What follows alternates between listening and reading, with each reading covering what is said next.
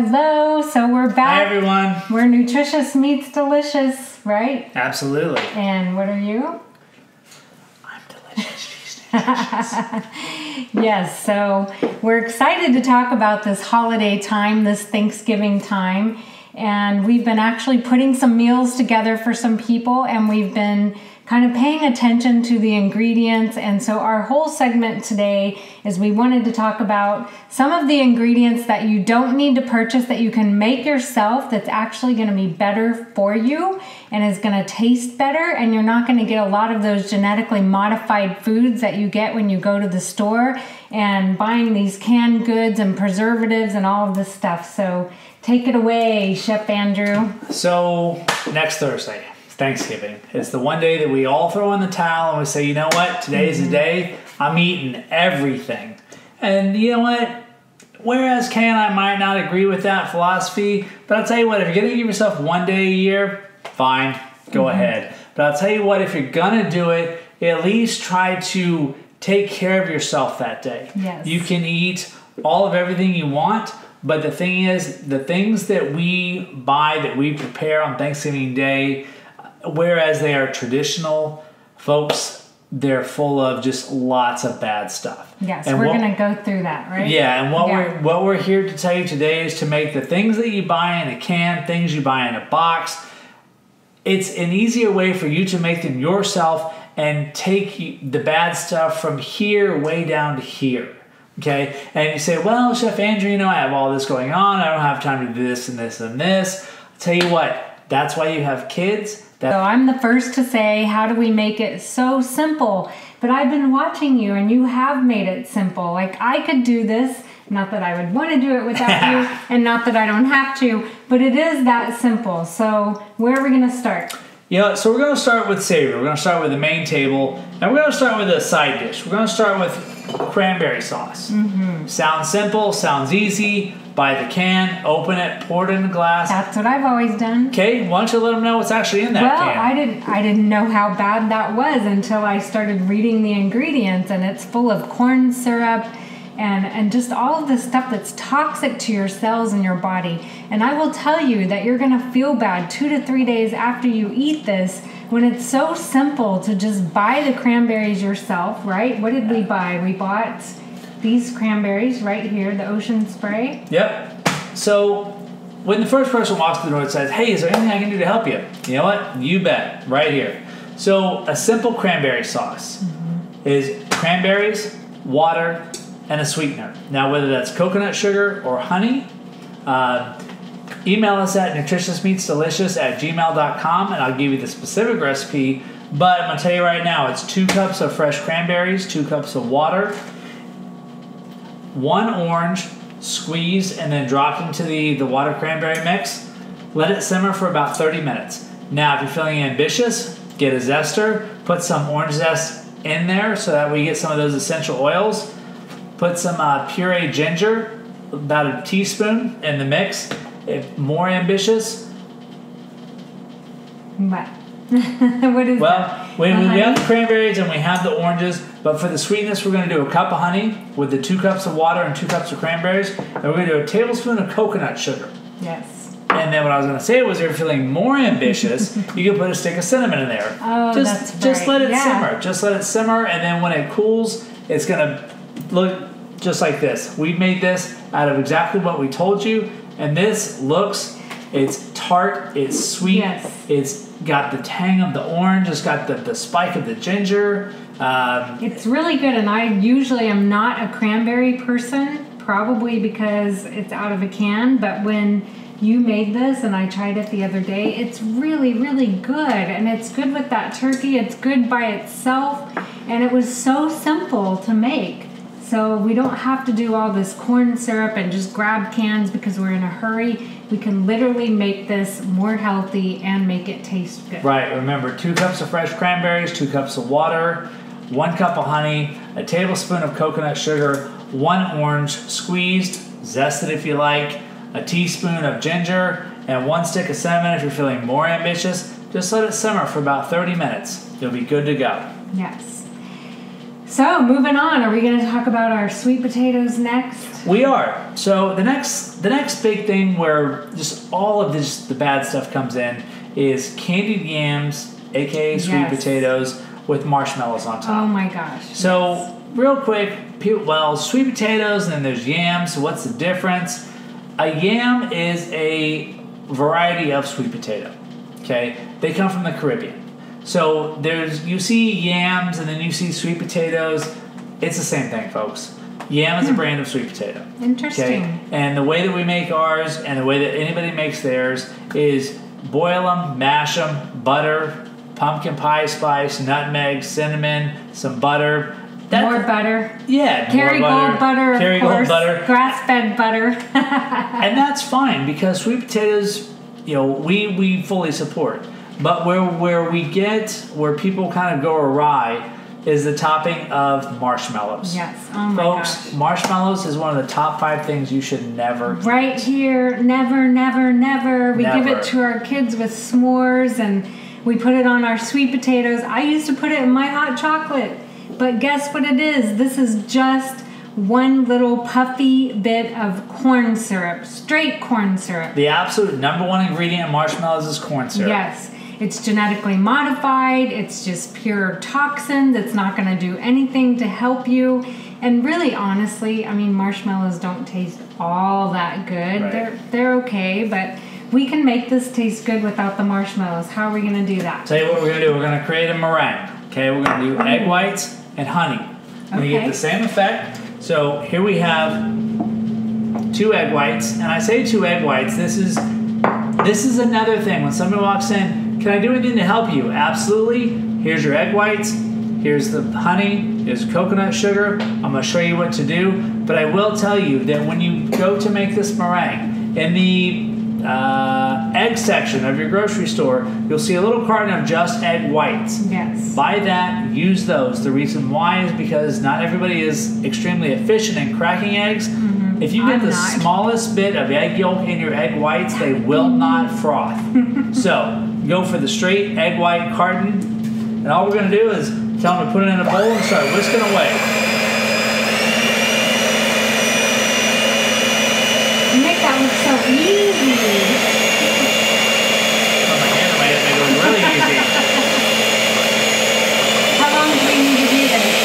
Probably for about a minute, 2 minutes. Oh wow! It's starting to get Frothy. Well, what we're doing is we're whipping air into it. And then what? You're going to put that on top of it? Oh yeah. Very nice. So we're getting frothy. Much better than the marshmallow. Yeah. Egg white. Wow, look at that. You'll be able to see that in just a minute. How do you know when it's ready?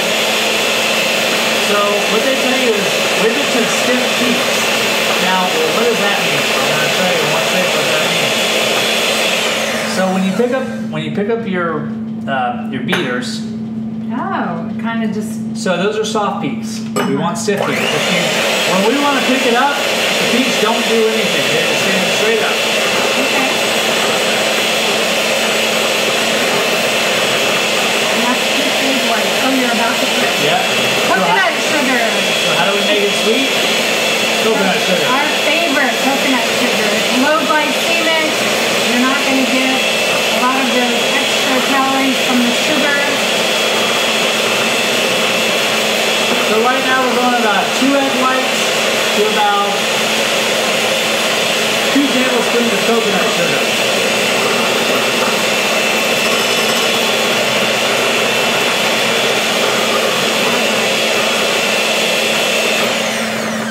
Oh, that looks yummy. I'm just going to kind of turn this so you can see.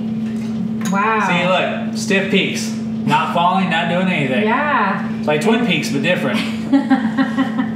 And it's like the same consistency as the marshmallow. And I'm just going to take a little. Yeah, go ahead. Oh, wow, that's really good. So now, we put that on top of there and then we bake it, or won't that? Let me get my hand to get the spoon here. So we make this and then we put that on top of yeah, the so just like you were putting marshmallows on top, we're just going to put our meringue. Oh, that looks so good. Right on top. Yeah. Now, I'll tell you folks, you're not going to get the same experience as marshmallows, but just the whole idea of putting corn syrup in your body, this is just so much more worth not eating marshmallows. Yeah, but that looks really good. That looks even better. But it's lighter, it's fluffier, and honestly, you can eat more of it. Yeah.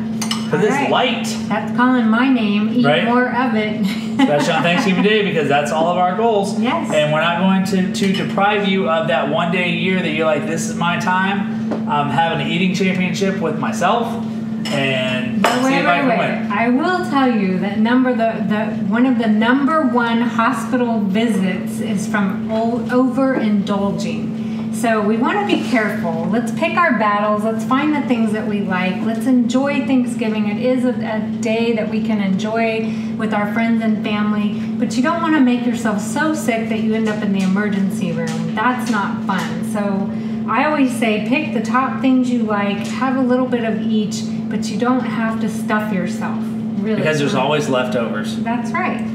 Okay, so what are we going to do now to make that like the true marshmallows that are kind of charred on top of the sweet potato? What do we do now? Well, we have our broiler on high, so we're going to throw it in there just to get that really nice, toasty, crunchy. But if you're familiar with Sur La Table or Williams-Sonoma and you get everything they have, then you have one of these like nice little blowtorches. You can just and char it up. But we're going to go do it the old-fashioned way and throw it in the oven. How long do we keep it in the oven? Until it's nice and golden brown. So we have to keep an eye on it. Yes. So that's another thing we delegate to someone else. Exactly. We give that to maybe one of the kids, one of the teenagers. Stand here and watch this. When it turns its color to potato, let me know. Okay. All right. So what else are we going to do in the meantime while I'm keeping an eye on the sweet potatoes? All right. So the last thing is the green bean casserole. The ubiquitous green bean casserole. Green beans, canned mushroom soup, and canned fried onions. No. Okay. No. So first thing about the green beans, make them either fresh or frozen. Please do not get them out of a can. Okay. Yes. Fresh or frozen will be fine. And then we go to the can I tell them why not to Yes, get it out absolutely. Please.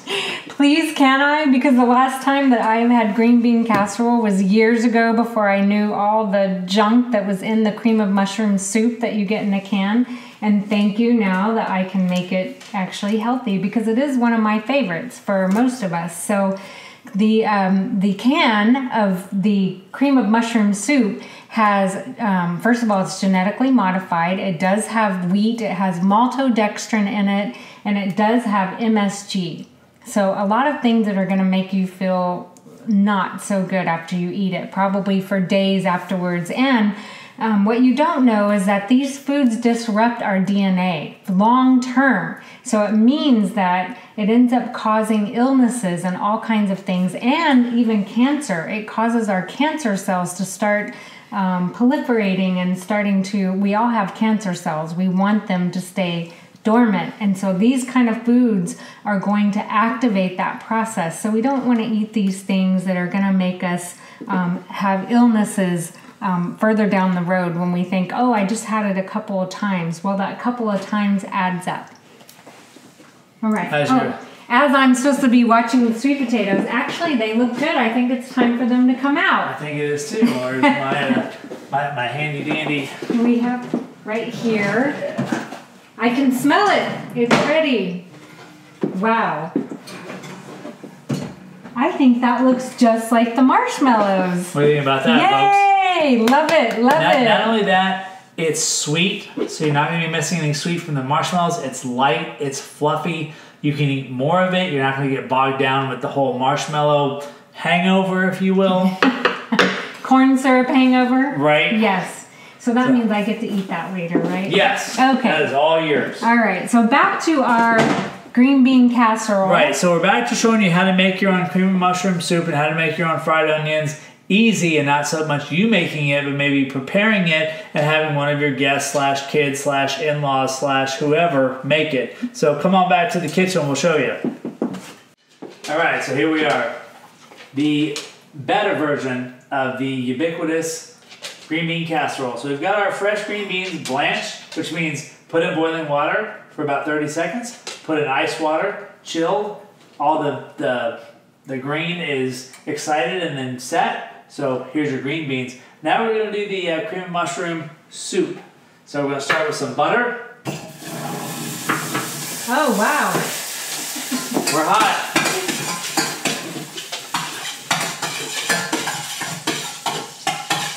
And into that butter, we're going to add some, this is what we've done before in our show, some sorghum flour. We're going to create a roux.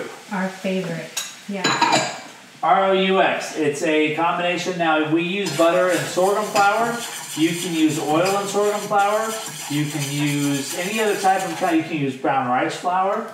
But basically trying to create a paste, and this is going to be your thickener, so you get that really good cream and mushroom soup consistency and viscosity. We like sorghum flour because it's a superfood, so it has lots of good benefits. Like we've said before, sorghum is an ancient grain similar to quinoa. It has a lot of nutrients and a lot of really good health benefits to it. Without the gluten. Without the gluten, that is correct. Wild mushrooms.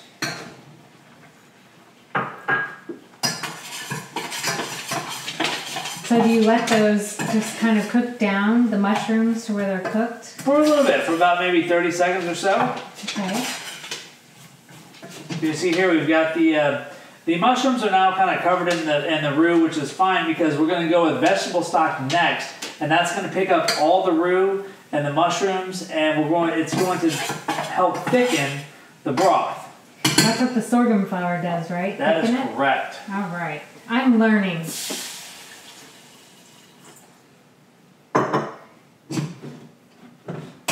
So that was chicken stock? That was vegetable stock. Oh, vegetable stock. Okay. Yes. And so we're going to let this sit here and heat up for a second to thicken up. Let the roux activate. Now something else, let's say you're at a point when you don't want your mushroom soup to taste like flour or a thickener. Another really, really good thickener, let me get this, is this right here, gumbo filet.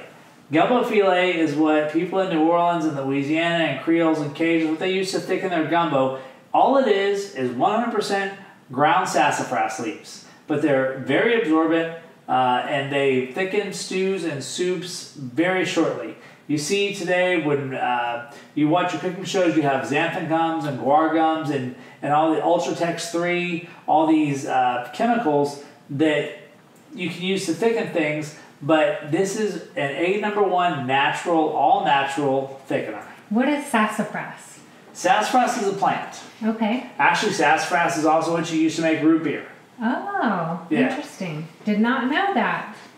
So we're going to give ourselves a little bit of filet. It doesn't really have a really big flavor profile, so even if you use it as a thickener, it's very herbaceous. So if you get anything, you're going to get a little bit of herbs. Speaking of herbs, to our soup, we're going to add a little bit of a thyme rosemary blend. And how long does that need to cook down? Or honestly, it all depends on how much you're making and how hot it is, and the bigger the batch. I mean, if you look right now, we're already there. Oh yeah. Wow, that looks good. And that's the filet. The filet acts like that. And it's all natural, all, I guess you could say it's organic. Yeah. Kind of show that so they can see the thickness of it. Wow, that looks great. Right? Yeah. So this is going to go right over our green beans. Ooh. And folks, Kay, could you please tell them what they're saving by not using canned soup? Well, like we talked about earlier, just the MSG, which causes a lot of people problems, headaches. Again, that has wheat in it. It has maltodextrin. If you pick up a can and there's a ton of words in there you can't pronounce, then it's probably not going to be so good for you. So, we want to make sure that when we read labels that there's a bunch of names that are really big words and names that they're probably going to be toxic to your body and your cells. So this is all living food. It's mushrooms. It's everything that we just talked about that's being made from scratch, and it's poured over these. What kind of green beans are those? Just the local organic green beans. Yeah. And if you look at it, there's nothing that looks or tastes different about frozen or canned green beans over canned creamy mushroom soup. Well, it's gonna taste better too. It's gonna taste cleaner. It's gonna taste lighter. It's gonna taste. You're not gonna eat it and just feel so heavy. So this is the day you can actually eat more of it because it's just like the sweet potato, it's gonna be lighter and better for you. Yeah. So now the last topping. Ooh, the onions. So this is something again that when somebody gets here, hey, can I do anything to help you? You sure can. These are just thin sliced white onions. Put them in milk for about 10 minutes just so they absorb some moisture. And then what we go into is a little bit of gluten-free flour. Now when I say gluten-free flour, if you put it into straight sorghum flour, it might not set up as well. Mm-hmm. So there's a lot of brands right now. Bob's Red Mill, Krusty's, Pillsbury. They usually have brown rice. But you know what? They're still gluten-free. Mm-hmm. Okay, so these have been sitting on the flour for probably about 20 minutes or so. And you can do, the thing about this, if you wanted to one night, you can do this 2 or 3 days ahead. You can do the mushroom soup you can do it a week ahead and freeze it if you want to. So we're going to go ahead and take these onions. Now, if you don't have a deep fryer, then you can get a pot of oil and set it to about 375 degrees. What do we use, coconut oil? Yes, we're frying 100% coconut oil. Yes. Coconut oil is better for you. It has a higher heating point than most oils. It doesn't become rancid, and it is a good oil because it has lauric acid in it, so it's going to have lots of benefits as far as being antiviral. It just tastes better, and it's better for you. It's good for your brain, so you can use that coconut oil to fry chicken or anything. What? Fried chicken? Fried chicken?